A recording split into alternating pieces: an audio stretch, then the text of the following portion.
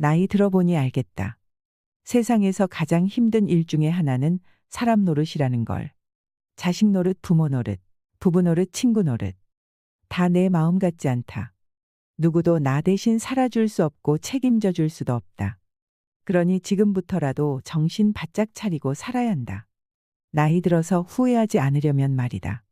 인생의 후반생을 표현한 김욱 작가의 글입니다.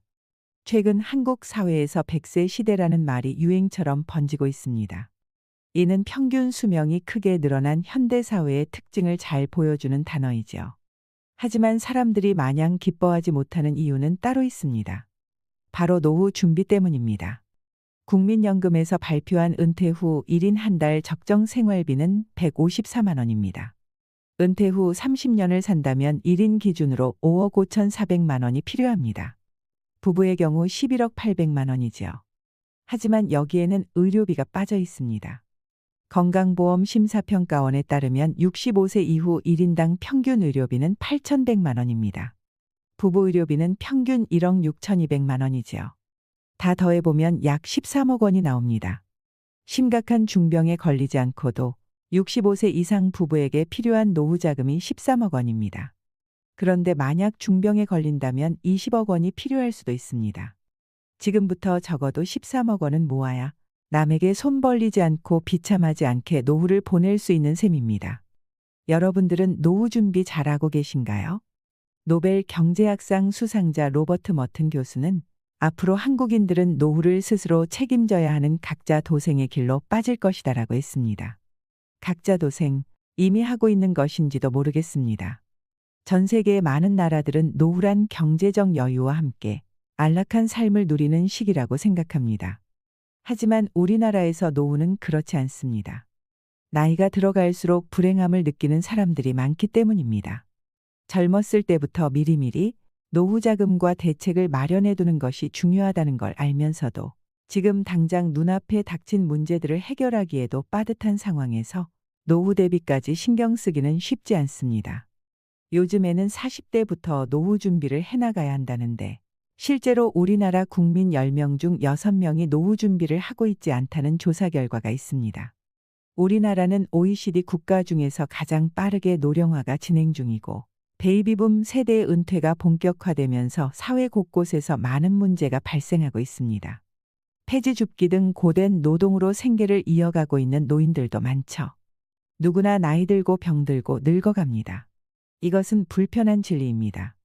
은퇴한 50대와 60대에 추락하는 비참한 삶은 남의 일이 아닐 수 있습니다. 실제로 많은 직장인들이 자신의 퇴직 이후의 삶에 대해 걱정하고 있습니다. 오늘은 은퇴를 앞두고 계시거나 은퇴를 하신 분들을 위한 영상을 준비했습니다. 은퇴자들의 현실, 우리가 알지 못하는 비참한 삶을 바라보며 노년에 행복하게 살아가기 위해서 하지 말아야 될 5가지를 알아보겠습니다. 첫 번째는 자녀에 대한 사전 증여입니다. 돈이 충분히 많으신 분들은 괜찮지만 충분하지 않으신 분들이 무리하게 자녀에게 증여해서 문제가 되는 경우가 많습니다. 만약에 재산 증여를 한다면 내가 노후에 생활할 수 있는 재산은 꼭 남겨두어야 합니다. 자녀들이 한 달에 얼마씩 준다고 하는 말을 믿고 사전에 증여했다가 나이가 들어 돈 나가는 애물단지로 전락하는 일들도 있습니다. 사업을 하는 자녀라면 더욱더 조심해야 합니다. 그 사업이 영원히 잘 된다는 보장이 없기 때문입니다. 부모는 자식들이 잘 되기를 바랍니다. 그래서 자신보다 나은 삶을 살 수 있도록 많은 재산을 물려주지요. 하지만 부모의 바람과는 달리 오히려 불행한 삶을 사는 경우도 적지 않습니다. 최근 한 매체에서 보도한 증여 후 빈곤층 전락 사례들을 보면 그렇습니다. 증여와 관련된 상담 사례 중 절반가량은 증여받은 재산을 모두 탕진한 뒤 생활고에 시달리는 사람들이었습니다. 또 빚을 갚지 못해 신용불량자가 된 사람도 11%나 됐습니다. 결국 10명 중 8명이 넘는 사람들이 부모에게 증여받고 애초 의도와는 달리 가난하게 살고 있는 셈입니다. 그리고 노후 준비도 완벽히 되어 있지 않은데 자식에게 해주고 싶은 마음에 섣불리 증여하게 되면 정작 내 노후에 쓸 수 있는 돈이 없어지게 됩니다. 눈치 보면서 생활비를 받아 쓰게 되는 상황을 생각해 보세요.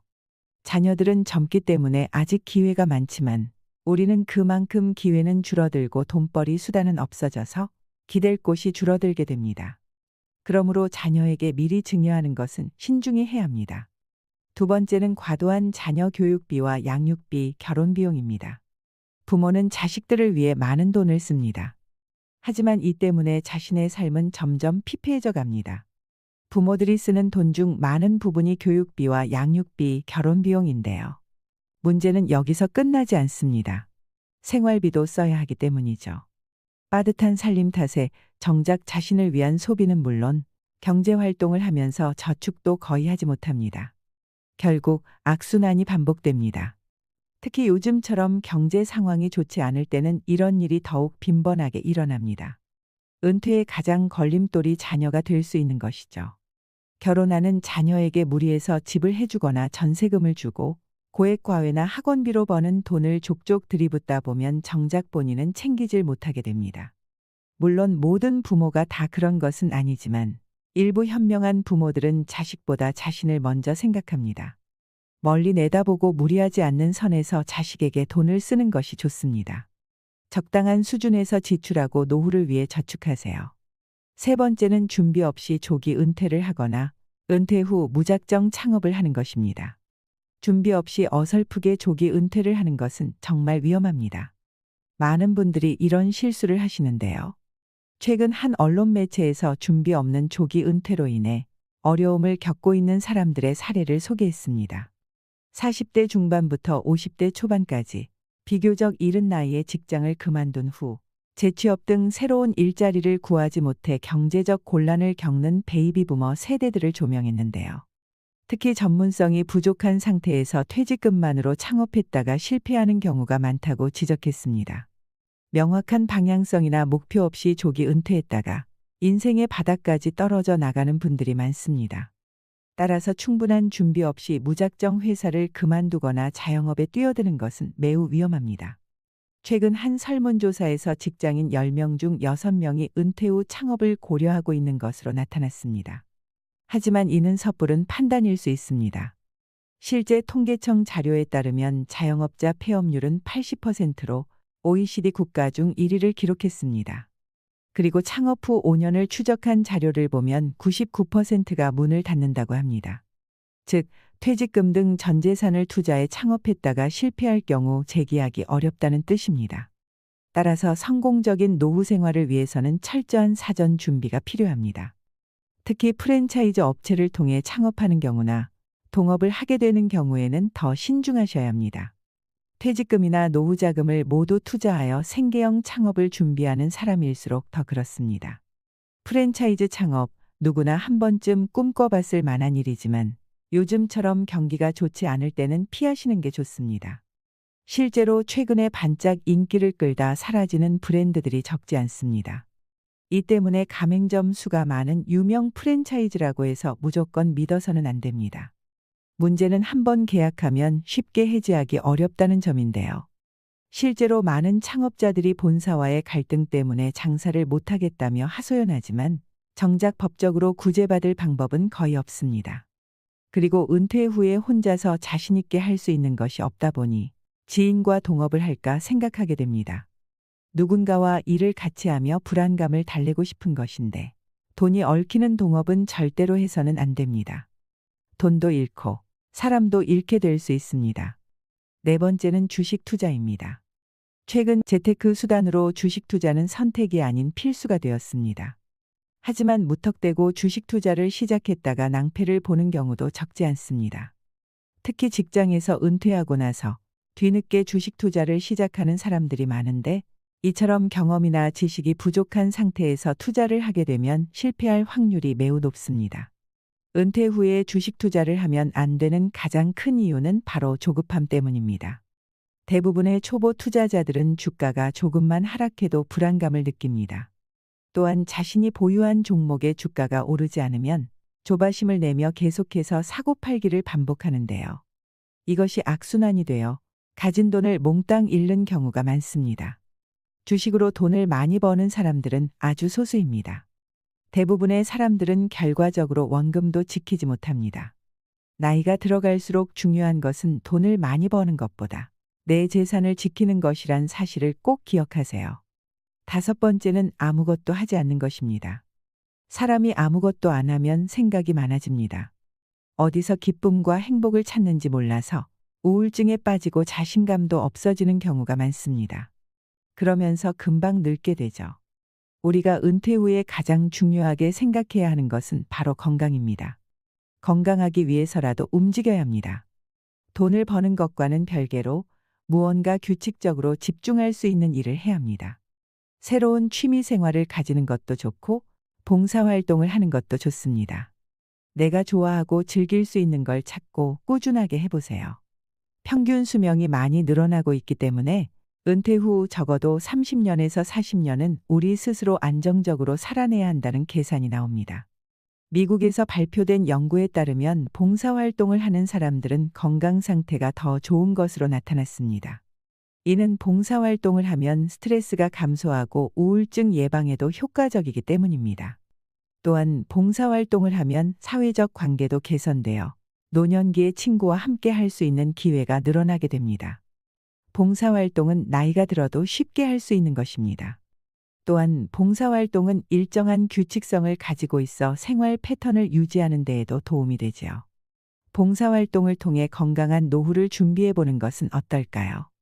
봉사하면서 얻는 기쁨과 행복은 당신을 더 품위 있게 할 것입니다. 깊은 강은 돌을 집어 던져도 흐려지지 않는다고 합니다. 인생의 출발이 미성숙하고 불완전하여 실수투성이일지라도 인내를 가지고 끈기 있게 도전하면 우리는 결국 삶의 봉우리에 오를 수 있습니다. 그 과정 중에 깨지고 다치고 아파하고 쓰러진다고 해도 또다시 일어나야 합니다. 그 자리에 주저앉으면 모든 것은 그 자리에서 끝나게 됩니다. 우리가 일어났을 때 삶은 또다시 시작될 수 있습니다. 구름 속을 아무리 보아도 거기에는 우리들의 인생이 없습니다. 용기를 가지고 앞을 보며 걸어 나가야 합니다. 내가 가는 길에 인생이 있습니다. 앞으로 나아가는 동안의 고통도 있겠지만 분명 행복도 있을 것입니다. 오늘 알려드린 은퇴 후에 절대 하지 말아야 할 것 5가지를 기억하시고 행복한 노후를 만들어 가셨으면 좋겠습니다. 이상으로 시니어를 위한 모든 것, 시니어 연구소였습니다. 여러분들은 뱉어놓고 후회하는 말이 있나요? 그 말로 인해 친구를 잃어보거나 무언가 큰 손해를 보신 적이 있으신가요? 말이라는 것은 쉽게 내뱉을 수 있습니다. 하지만 그 대가는 쉽지가 않은 것 같습니다. 여기 살면서 절대 꺼내면 안 되는 10가지의 말이 있습니다. 이 말들을 달고 살면 될 일도 안 되고 우리의 인간관계도 망가질 수 있습니다. 우리 삶에 도움이 될 오늘의 지혜 꼭 한번 들어봐 주시기 바랍니다. 첫 번째, 내가 옳다는 말하지 마라.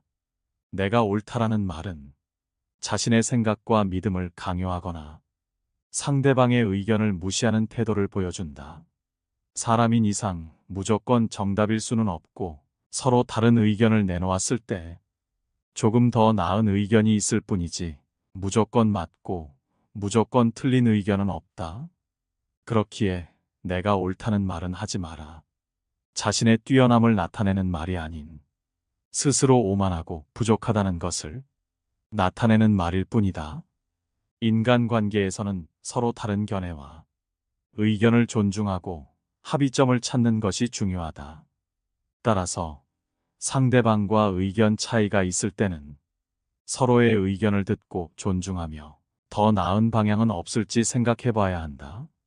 그렇게 합리적인 논리나 대화를 바탕으로 하여 서로의 의견을 비교하여 그 중에서 최선의 결정을 내려야 하는 것이다. 내가 옳다며 고집을 세우는 것보다 서로를 존중하는 이러한 태도가 서로 간의 신뢰를 증진시키고 긍정적인 인간관계를 유지하는 데 도움을 주며 겸손하고 긍정적인 삶의 태도를 갖게 해준다. 두 번째, 다른 사람이 잘못했다고 하지 마라. 다른 사람이 잘못했다는 말은 자신의 생각과 판단을 강요하고 상대방을 비난하는 말이다. 다른 사람에 관한 말은 함부로 해서는 안 된다. 그 중에서도 남을 비난하는 말은 더더욱 그렇다. 애초에 누가 잘못했는지, 뭐가 잘못됐는지는 쉽게 판단할 수 있는 문제가 아니기에 그 사람의 사소한 실수 등을 시시콜콜 따져가며 잘못을 찾아내는 것은 아무 의미도 없고 나에게 해만 끼치는 일이다. 우리는 사람인 이상 모두 완벽하지 않으며 누구나 실수를 범할 수 있다. 나 역시도 마찬가지이다. 내가 어떠한 실수를 했을 때 누군가 나를 비난한다면 그 사람에 대한 원망과 복수심이 생길 수밖에 없을 것이다. 따라서 다른 사람의 행동에 대해서는 그들의 입장과 상황을 이해하려 노력하고 비판하는 것은 멈추고 그 사람에게 도움을 주는 것이 더 좋다. 여기서도 내 멋대로 도움을 주는 것이 아닌 상대방과 함께 문제를 해결해 나가는 것이 좋다. 세 번째, 나는 이런 사람이다라는 말을 하지 마라. 사람은 딱 한마디로 표현할 수가 없다. 그렇기에 나는 이런 사람이다라는 말은 스스로의 가능성을 닫아버리고 자신을 단순한 존재로 규정하는 것으로 내 발전에 아무런 도움이 안 되는 말이다.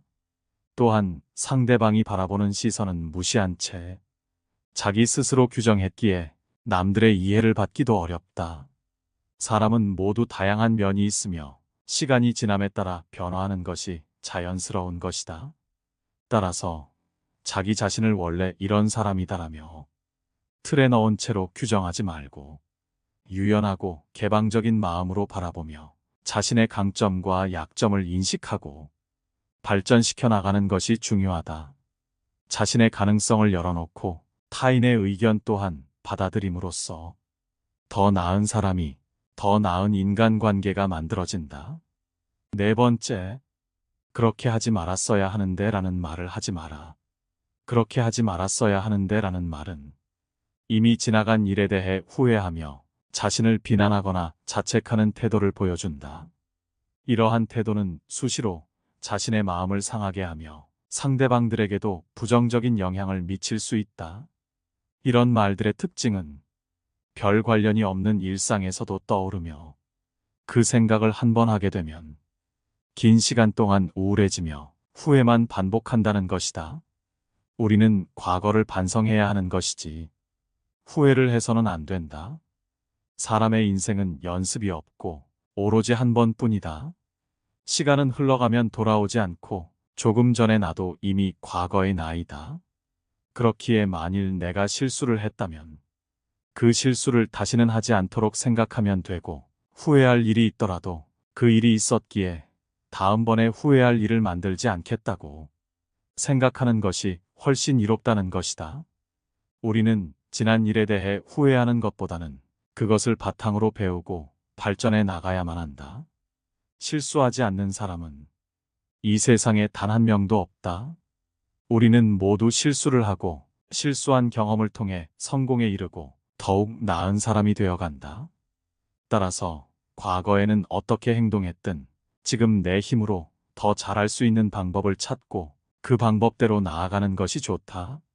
물론 이 과정에서도 실수가 있을 것이고 더 좋은 길이 있을 수도 있지만 그래도 아무런 문제가 없다. 실수한 것이 아니라 작은 성공을 한 것이고 그러한 작은 성공이 모여 큰 성공이 된다. 이러한 태도는 우리 자신을 긍정적으로 변화시키고 자신감을 갖게 만들어줄 뿐 아니라 매사에 감사할 수 있는 긍정적인 사람이 되게 만들어준다. 다섯 번째, 사람들은 나를 이해 못해라는 말을 하지 마라. 이런 말은 습관적으로 나오는 말이다. 우리 주변에 흔히 만나는 사람들이나 심지어는 가족들에게도 나온다. 어차피 말해도 이해 못해. 나를 잘 알지도 못하면서라며. 인간관계에서 생긴 서운함이나 분노를 남의 탓으로 돌리고는 한다. 하지만 이러한 말은 잘못된 말이다. 사람들은 나를 이해 못해라는 말은 상대방에 대한 비판적인 태도를 나타내는 말로 나 역시도 상대를 이해 못하는 것을 스스로 인정하는 말에 불과하고 서로 간의 대화와 소통이 부족하다는 것을 나타내는 말이다. 그 사람이 나를 이해 못하더라도 나라도 그 사람을 이해하면 되는 것인데 나 또한 그 사람의 입장을 이해 못하면서 이해만을 바라는 것이기에 굉장히 이기적인 말이 아닐 수 없다. 이러한 태도는 서로 간의 인간관계를 악화시키고 별로 어렵지 않은 문제도 해결하기 어렵게 만든다. 우리는 모두 서로 다른 생각과 다른 경험을 가지고 있기에 상대방이 나를 이해하지 못하는 것은 무척이나 당연한 일이고, 오히려 나를 다 이해해주는 사람을 만나는 것은 기적과도 같은 일로 불가능하다. 그렇기에 나를 이해 못해주는 상대방을 비난할 필요는 없다. 상대방을 비난할 시간에 서로 간의 의사소통을 더욱 중요시하라. 서로 대화를 하며 좋은 것과 싫은 것들을 서서히 알아가고 이해하지 못하는 것들을 조금씩 없애나가라. 충분한 대화를 통하여 상대방이 내 생각을 이해할 수 있도록 서로가 적극적으로 노력해야 한다. 또한 상대방이 나를 이해하지 못할 때는 그것을 기회로 삼아 상대방이 나를 이해 못하는 점이 남들이 느끼기에는 좋지 않은 점인지 확인해 보며 나를 바라보는 시각을 다양하게 바꿔볼 수 있다. 이러한 노력은 인간관계를 더욱 좋게 만들고 다툼을 줄여주는 고마운 일이다. 6번째, 나는 원래 이렇게 했어라는 말을 하지 마라. 내가 늘 하던 대로 일을 진행하거나 남들과 무슨 트러블이 생겼을 때 나는 원래 이렇게 했어라는 말을 뱉지 마라. 이러한 말은 고정적인 사고와 태도를 보여주며 새로운 시도나 변화를 거부하는 사람으로 비춰진다. 이러한 행동으로 인해 다른 사람이 내 곁에 다가오지 않는 것은 물론이고 앞으로의 내 성장과 발전을 막고 도태되게 만드는 최악의 말이다. 세상은 매일 바뀌고 있기에 계속 같은 방식으로 무언가를 하기보다는 변화에 맞춰서 행동해야만 한다. 어제까지만 해도 맞던 것이 오늘은 틀릴 수도 있고, 어제까지만 해도 불가능하던 것이 오늘은 가능하기도 한 것처럼 결국 이 세상에 바뀌지 않는 것은 없다. 그렇기에 우리는 멈춰 있어서는 안 된다. 계속 새로운 시도와 도전을 통해 더 나은 결과를 얻어야 한다.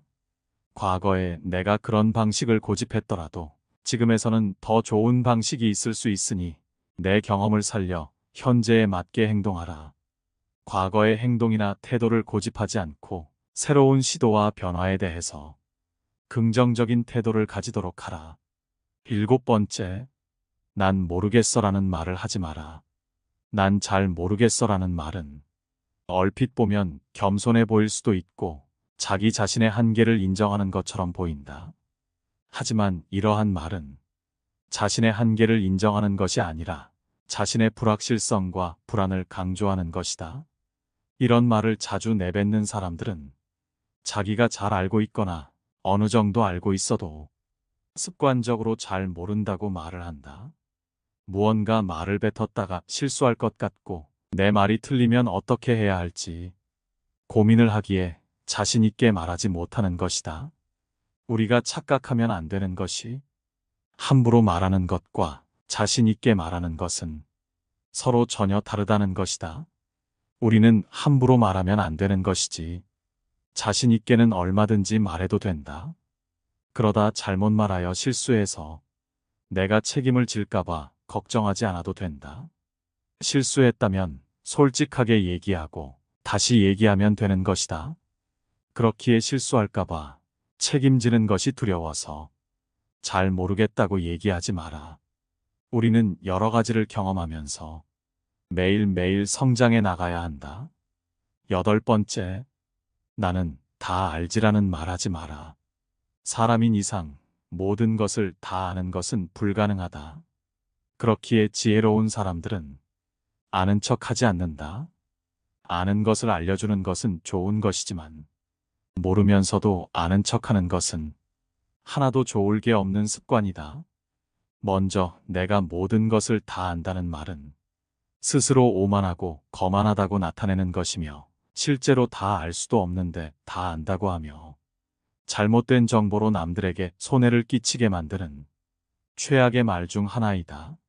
이렇게 모든 것을 다 안다고 생각하는 사람들은 주변에 좋은 사람이 모이기가 힘들고 주변의 지인들 역시도 굳이 말싸움하기가 귀찮은 나머지 잘 아는 사람이라고 억지로 칭찬해주곤 한다.